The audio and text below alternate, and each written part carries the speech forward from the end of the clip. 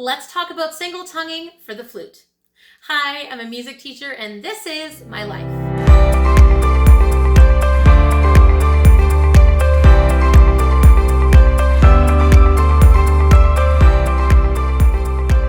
Welcome back to the channel, everyone, and welcome for those of you who might be new here. In today's video, we are starting the articulation series for flute, and today's video is all about single tonguing. Now, whether you're a beginner flute player or someone who's coming back to the flute later in life and you're just trying to get back to basics, single tonguing is a great place to start because it's kind of the foundation for most of the other articulations that we will use as flute players. But before we get started, be sure to give this video a thumbs up, subscribe to the channel, and ring the notification bell so that you never miss another video. So I have my flute assembled here, and I'm going to go ahead and demonstrate on the B-flat concert scale some of the different articulations that we can have. So if you first start playing the flute and you don't know how to do any type of tonguing, then you might just try to separate them with your air or play them legato, so smooth and connected. So if I play the B-flat scale in those two different ways, I'm going to start with the way that's legato, which means smooth and connected.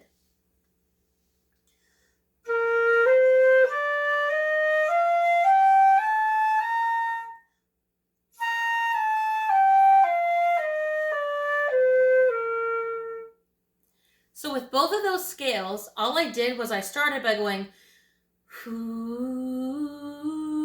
but I wasn't singing into the flute. But it was that same idea of just going hoo.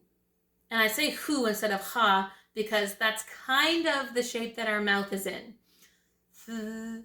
Right? So I'm now going to do it that same way, but I'm just going to separate the notes without tonguing.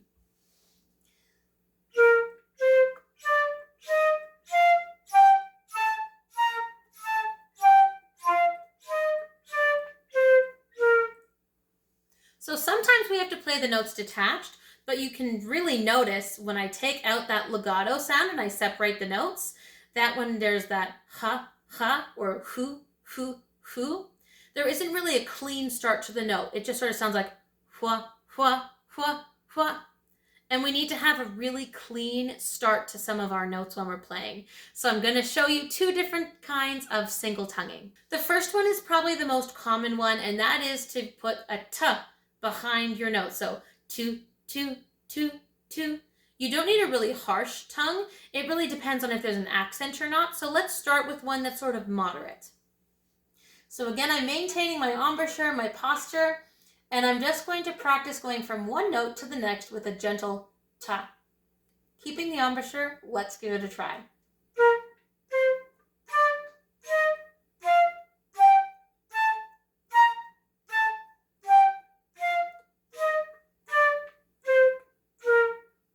So you can hear that it has a very clear start to the note.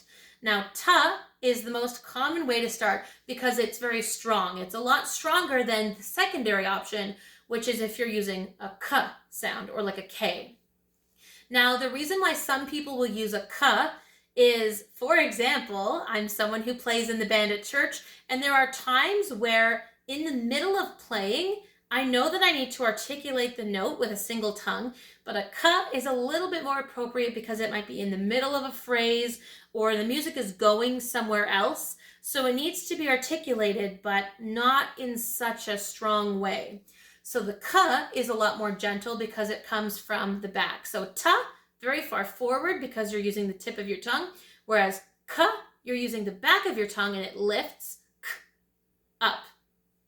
So I'm going to try the same thing using just k, and this is not something that I do very often, but let's give it a try.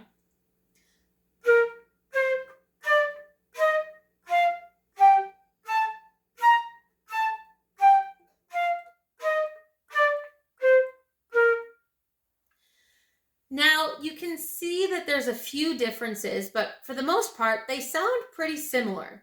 Single tonguing is pretty good if you're playing notes that are separated and detached, but that aren't extremely fast. For that, we will do things like double tonguing and triple tonguing, which will be in separate videos in the series, so stay tuned for that.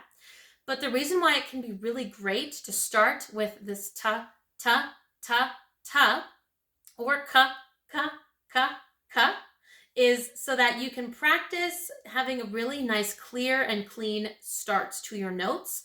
And this is going to be really important, especially if you're playing notes that are staccato, so very short and detached. So if I was playing that same scale, staccato, right?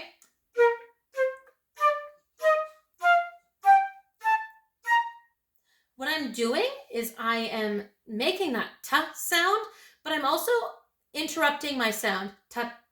Instead of just going ta, ta, ta, ta. Staccato ends up being more like a tut, tut, tut, tut. So if I were to spell that, it might be like a T-A-T, but the second T isn't a tut, tut, tut. It's just a tut, tut, tut. So if we were to play that same scale, single-tongued but not staccato, here's how it could sound.